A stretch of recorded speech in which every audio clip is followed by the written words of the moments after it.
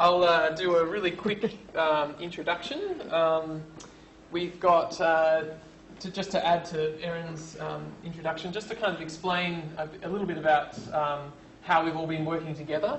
Gionni Manmurulu is a teacher and educator in Warruwi community, as well as being a leading dancer for the Injilatical mermaid ceremony, which we're going to be discussing today. And David Manmurulu is the head ceremony leader for this Injilatical ceremony as well, and as Erin mentioned, has had a lot to do with the National Recording Project Steering Committee and that sort of thing as well. And Isabel and I, along with our colleagues in the University of Sydney and here, have been working with David and Gionni for over a decade on aspects of language and song. So it's been a collaborative relationship, and what we wanted to sort of put out there today in terms of thinking about archives is really how that relationship might hold implications for how we use recordings, both now and in the future. Ruth Singer couldn't be here today, and also Rupert and Renfred, two of David and Gioni's sons, who have often contributed and have contributed to these discussions as well. So yeah, hopefully in the future they'll be able to join us at different presentations. We also have some of Rupert's words in this presentation. Yeah. So I thought I'd just start by getting Gionni to explain these two photos actually that we've got here on the title slide. The first one being, well, I guess just maybe the recording context of these two photos. So that old one taken in 1948 at Gunbalanya on the mainland, and it's got Colin Simpson and Ray Giles from the ABC making a recording. But I played these songs to you guys the other day, and did you want to just tell us a little bit about what we heard in those songs from 1948? Well, hi, my name is Gionni. Yeah, that's fine. Yeah. It's on. Well, the recordings that they've done in 1942, it's a bit different compared to what they record now through their mobiles or through tapes before modern technology came in, using mobiles in this stage. But it's the one that been recorded in 1942 is, the sound is totally different. When they recorded, when we've heard it, it's more lighter tone than the one that they've been recorded lately with Reuben and Isabel. Yeah, and so that other photo there as well, Gionni, did you want to just mention that one? The other photo was taken last year when we was just getting ready for our 100 years centenary at Warruwi last year, and where we had a lot of teenage boys involved, and me and David's young granddaughter that went back from her schooling from St. Leonard's, and she was using one of the video recording the boys and the grandfather and her dad to sing the song. All right, so just to situate, so you know where David and Gionni are from, you can see Warruwi hopefully there. That small island, South Goulburn Island, that's where they're from. And you can see, just quickly back to that one, in red you can see some of the main languages of the area. So Maung is the main language spoken at Warruwi, but there are still some people speaking Iwaja, Gunbalang, and lots of Gunwingal speakers, among other languages there as well. So next slide just shows an aerial shot of the community there, so people can see where you're from. Yeah, so just to give you also a bit of a background to Manyari, it's quite different to some of the other song traditions that you might have heard even this morning, Manakai and neighbouring genres, Junba and the Kimberley and things like that. I suppose what's important for you to know in terms of recordings and the use of recordings in particular is that repertories like David's Ingilartical are actually passed down through the family, and they're individually owned. So male relatives will actually learn the songs, and you'll train them up to sing.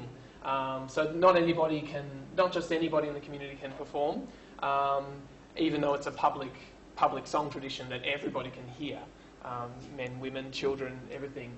And that they've all got these really distinct kind of sounds, and that follows their names as well. They're all named after really unique things in Western Arnhem Land. Ingilartical mermaids, and mythical seagull, and this type of thing. And so, as well as lots of different languages, there's all these different songs. And I was just going to get you to maybe speak a little bit about how you need multiple songs to be performed together at ceremony. Just if you can tell us about how you perform together at ceremony, because you wouldn't normally perform just one. Just on your own, eh? Yeah. Yeah. So you want to just tell us a little bit about that, how people help each other out. Like this picture there, that's what we call a Manmurulu, for Reuben. And it's a hair.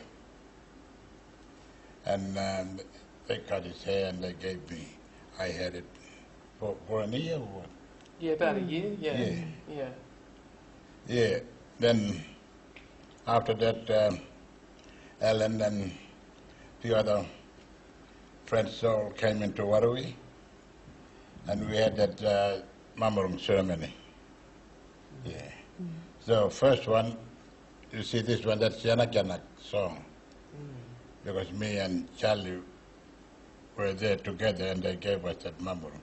So I didn't want to forget Charlie. So he came from Croker. So we both shared. So Charlie first, he took that Mamurung, and the boys were dancing, took it and showed it to Reuben, and they took it back again. And I was the last one that I brought it and gave it to Reuben. We'd done a bit of a giant dance. It's often referred to as like a diplomacy ceremony. Yeah. So bringing together, and it was the two different song sets, people were helping each other out, and like the ladies danced for Yana Janak, and then they danced for Ingilartical. Yeah. And Yana Janak, by the way, is connected to the Amrudak language, and it's the stone country spirits, right? The Yana Janak. Yeah. So again, it's it's complementarity, different groups performing together. Yeah. Like stone country and saltwater people. Yeah. So we thought we might just give you guys a little snippet of Ingilartical ceremony and how the men perform and the women, in this instance, all dancing, led by Gionni in the background.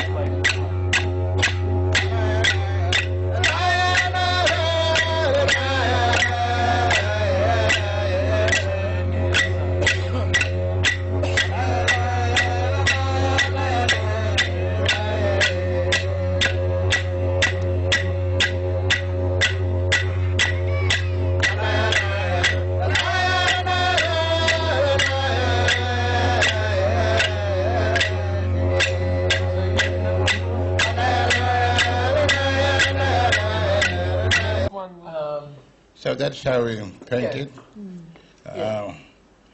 with Injalarku song, especially when we have ceremonies.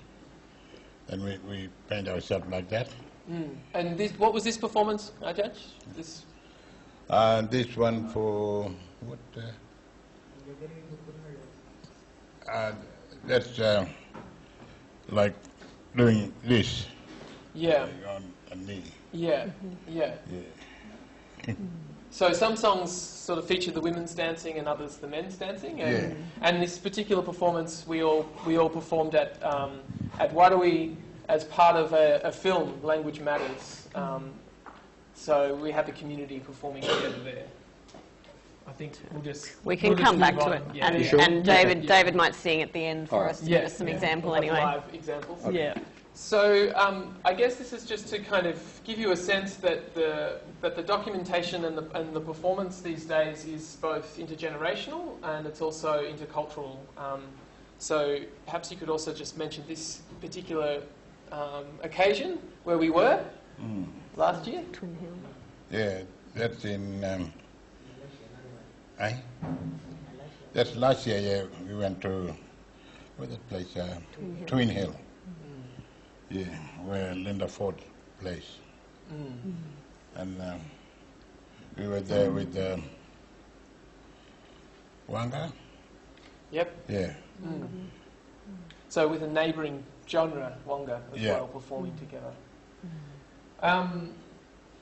So I guess in framing our kind of presentation today, we're really thinking both as researchers and as participants and ceremony leaders. We've all got a similar question really, which is how can we keep song and language strong in Warruwi for the next generation, and how can recordings in particular help engage these next generation of learners? We've had a lot of reimagining of archives lately and of the relationship between archives and communities.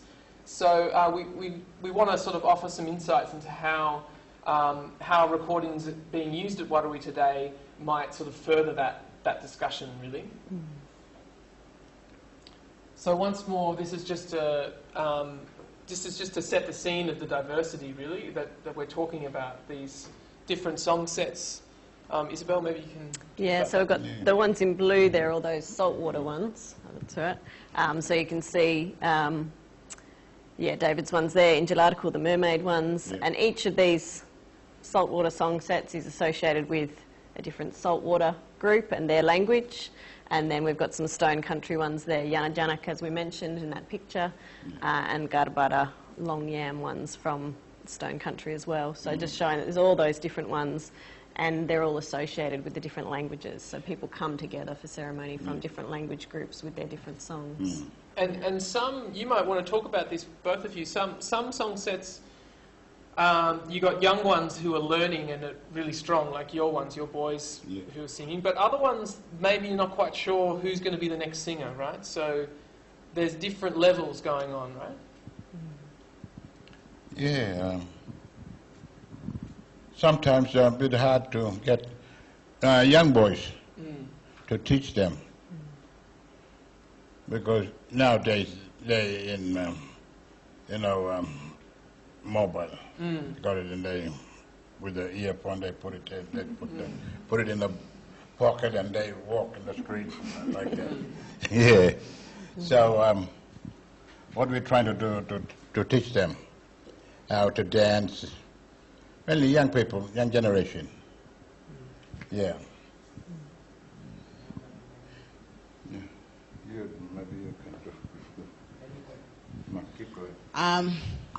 In our family, the song Injalarku has been performed by my father-in-law, George Winovich, in 1952. And then in 2006, when we had the MAMU,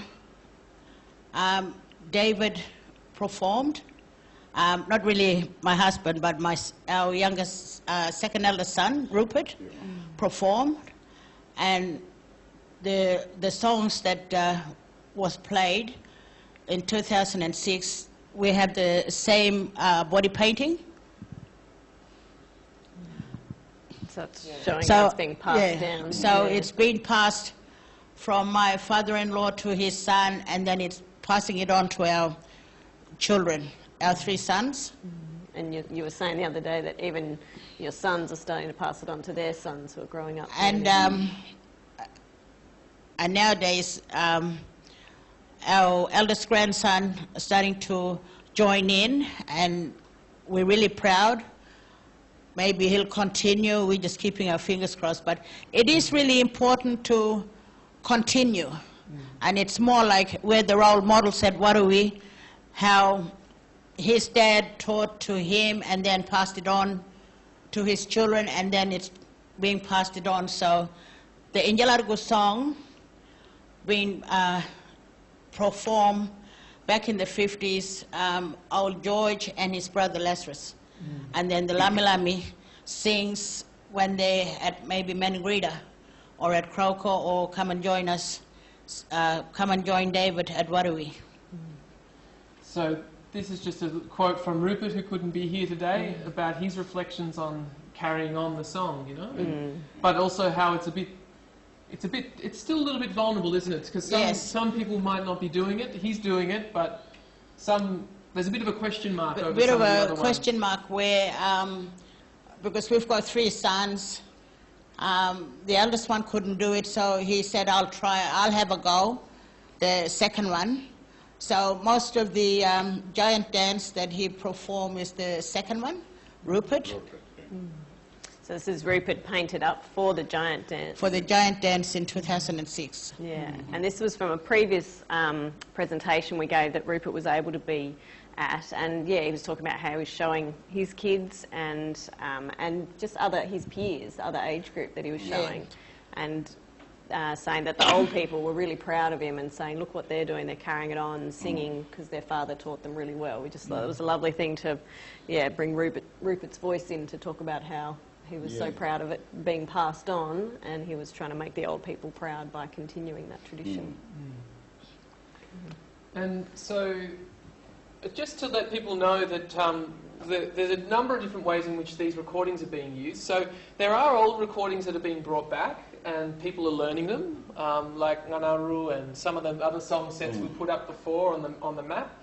But there are also other ways that the recordings work to keep the renewal of the song tradition going. So maybe, Ngajaj, you could talk about, like, if you dream a new song, like if a song comes to you in a dream, and what you might, do you sometimes record it, you know? Yeah. Yeah. But I don't record. Sometimes it goes into my head. Yeah, and then whenever we singing, just bring these new songs out. Yeah. Yeah. And what about... And teach them my 3 boys. Yeah. And they can sing. And then sometimes... I mean, we all singing. And then sometimes you record them. Yeah, sometimes I record them, all that. So that, maybe so that your boys will remember. Yeah. Yeah, you were talking about the other day how they were playing some of the new ones and the old ones together to get them right for the funeral. You know? Yeah. So practicing with the recording before. Practicing, yeah. But when we sing every time when we sing the ladies dance, and these other young ones, they come, they say, come on, Dad, sing the other song. Yeah.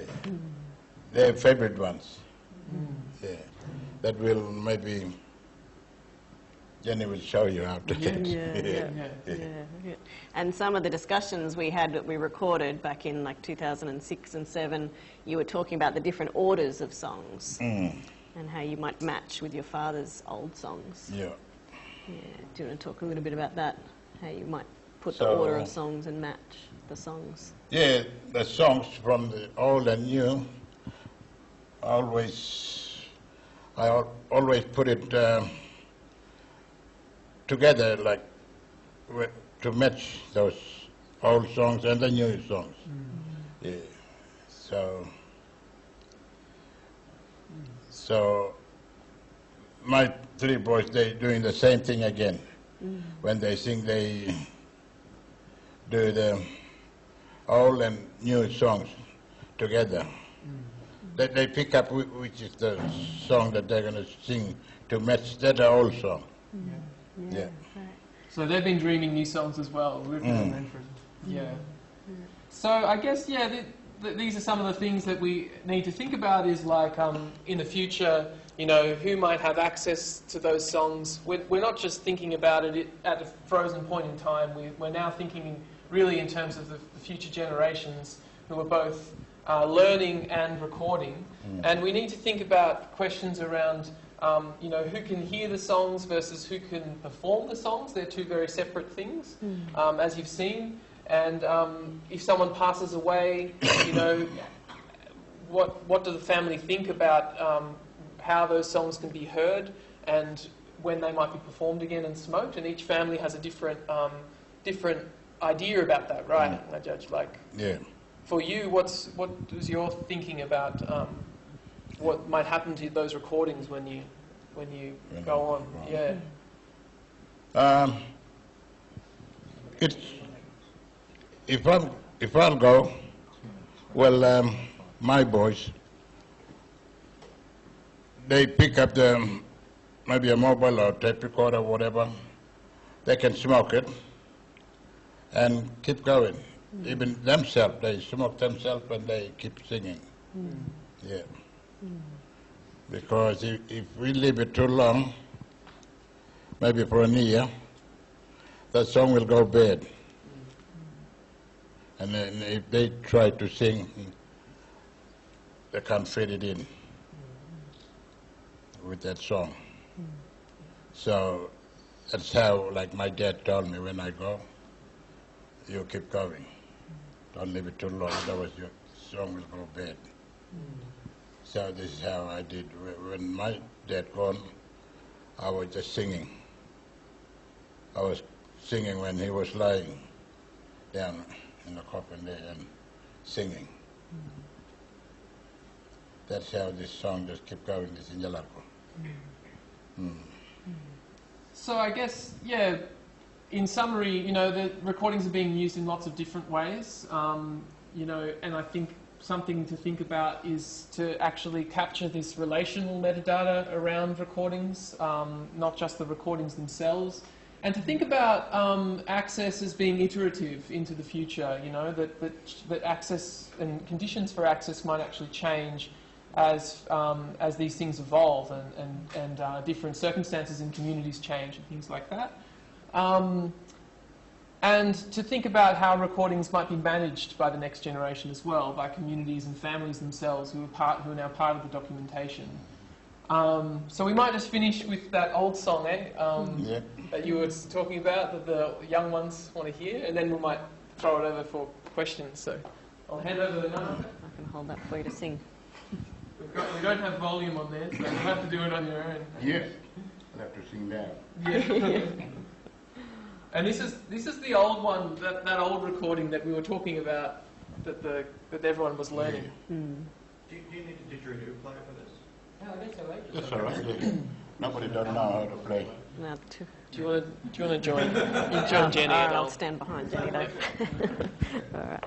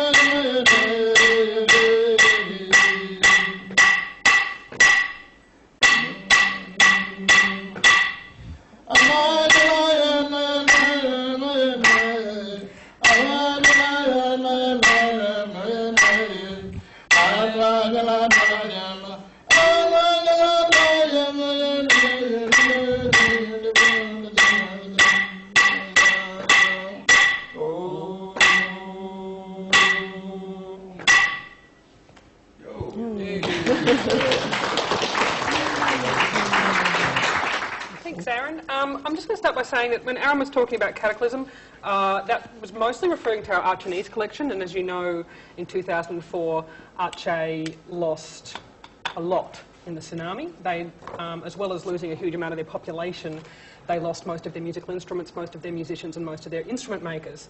And on that day, MAMU became the world's largest collection of Archinese musical information. And it's great that we're talking about that, except that that's not what we're talking about today. But thanks, Aaron, for bringing it up, because it is an important part of our collection. We're actually looking at a different part of Indonesia today. Yeah. MAMU, Aceh is the top part of Sumatra. We're Lampung, right at the other end of... so they're a bit more protected, a lot more protected from the tsunami.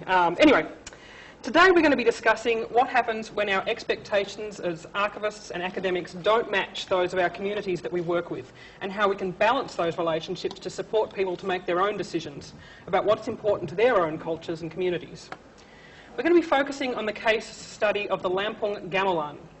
MAMU's director, Professor Margaret Kartomi, and her husband Hidris first visited Lampung province on the Indonesian island of Sumatra in 1980, and here it is. So we're discussing Aceh. You can see where the little green bit is. If we were doing Aceh, it would be right up the top there, but we're not. We're right down the bottom.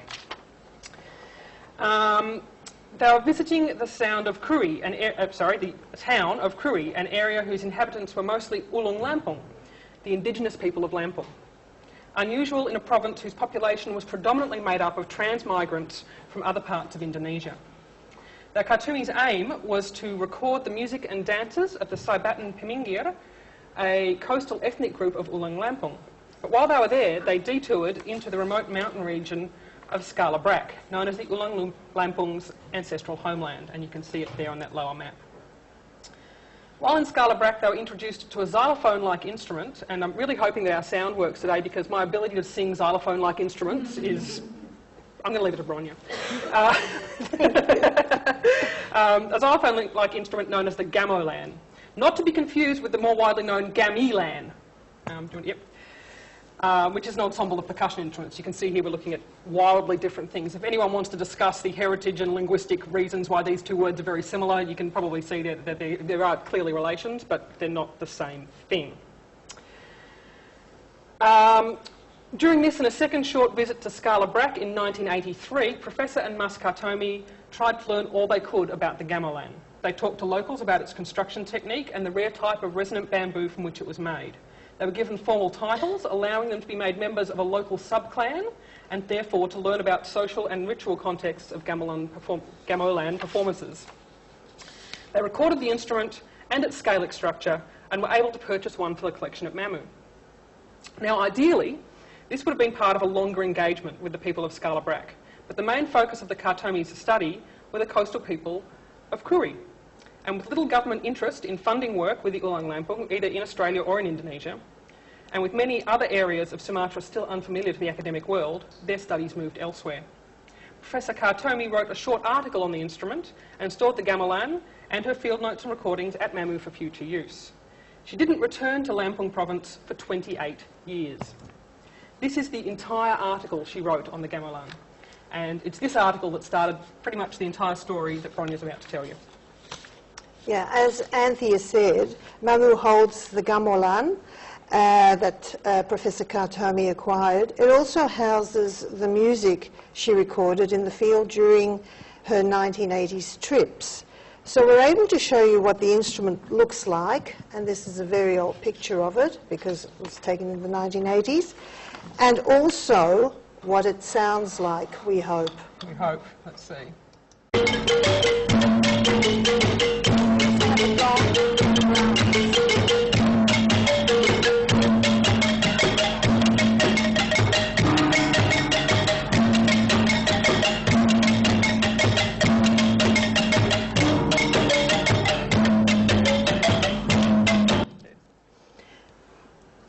This sound bite, it was recorded in the 1980s when technology wasn't that wonderful. So the sound you hear, if you play it in situ, in our archive, it sounds far more sweet, not as harsh. We had to compress it to fit it onto a PowerPoint presentation, so we've got a really good quality recording, that isn't it. Yes.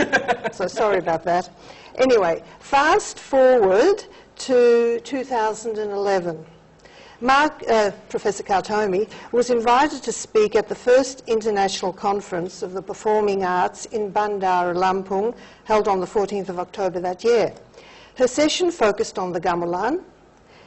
While in Lampung, she acquired a 2011 version of the instrument and recorded sound and visual material and added it all to MAMU's Lampung collection.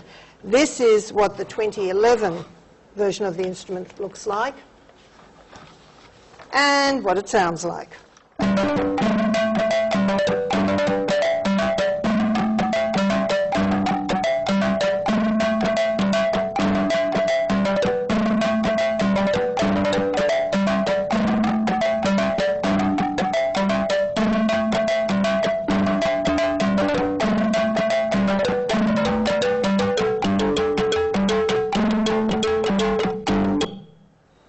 I don't know if you can tell, but it's far more digitally manipulated, but basically we couldn't do anything about it. That was recorded by Hashim Khan, somebody I'll be talking about in a minute.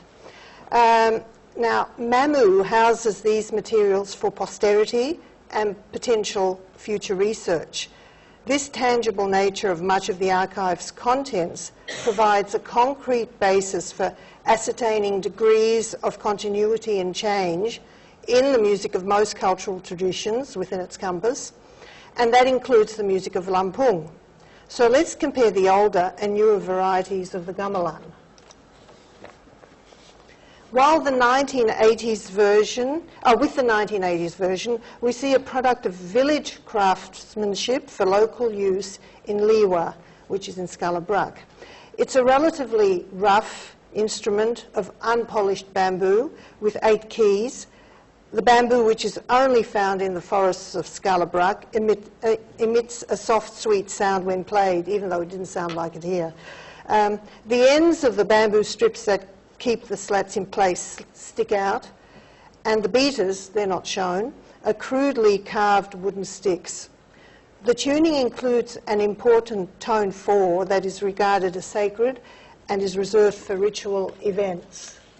The 2011 gamelan is mass-produced and targeted for use by the entire province. It's still made of bamboo, but sourced from different parts of Lampung, not just Scala Brac.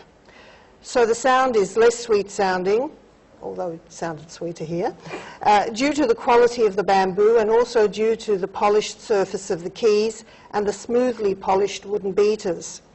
There are no bits that stick out from the gamelan. The material that binds everything together is usually man-made instead of bamboo, so the instrument looks far more refined. There are 5 to 7 keys and no tone 4. The sequence of events that led to the slightly changed instruments are as follows. Ashley Turner, while doing a PhD under Professor Kartomi's supervision at Monash, was sent by her to the University of Sumatra Utara in Medan to teach ethnomusicology in the 1990s. He loved it so much there that he stayed 10 years and never bothered completing his PhD. He moved to Yogyakarta's Institut Seni Indonesia, that's the Indonesian Institute of the Arts, and it's called ISI for short, to teach there. Around 2005, one of his students at ISI, Hashim Khan, who was from Lampung, was looking for a topic for his master's thesis. Aware of his cultural background, Ashley suggested the gamelan and directed him to the short piece that Margaret had published in this book. Which was the one we showed you earlier. That's where it comes from, in 1985. Hashim Khan was inspired not only to research but to manufacture and promote the instrument. So awareness generated intention. All that was needed was a facilitator, and being in the right place at the right time was also a help. That came in 2010, which is when Hashim Khan was hired as a lecturer in music education at the University of Lampung. He became friends with the nephew of Governor Shahruddin Zainal Pagalaram, who in 2004 was the first Indigenous resident of the province to be elected governor. Since his election, Shahruddin has sought to revitalise the Indigenous arts, which, like the minority Indigenous population of the province, had been marginalised due to large-scale transmigrations, mainly from Java. The influx of Javanese began during Dutch colonial times from 1908 and continued well after Indonesia won independence in 1947. So it's little wonder that the people of Lampung were more familiar with the art forms of Java, like the Gamelan orchestra that you saw earlier, than those of Lampung. According to Karen Thomas, who's done extensive fieldwork in Lampung, most of its ethno-lingual groups recognise Scala Brac as their ancestral homeland, both ethnically and culturally. So it wasn't surprising that Shahruddin looked to Scala Brac for some representative Indigenous performing arts to begin his revitalisation program. He chose masked theatre and its variations, and also certain traditional dance forms. Hashim Khan alerted him to the gamolan as an instrument indigenous to the province. A few months later, the governor officially recognised it as the musical symbol of Lampung. To make the instrument suitable for province-wide use, it was simplified by having the special tone 4 removed and by adopting the equidistant tuning that's consistent with diatonic Western scales. This seems to have had the approval of an organisation of Lampung elders who deal with matters of adat or tradition, even though this change in scale meant that traditional repertoire, especially pieces for sacred and ritual occasions, could no longer be played. On the other hand, the scale's new simplicity meant that every primary school child in the province could learn how to play the gamelan, and indeed this is part of the school curriculum.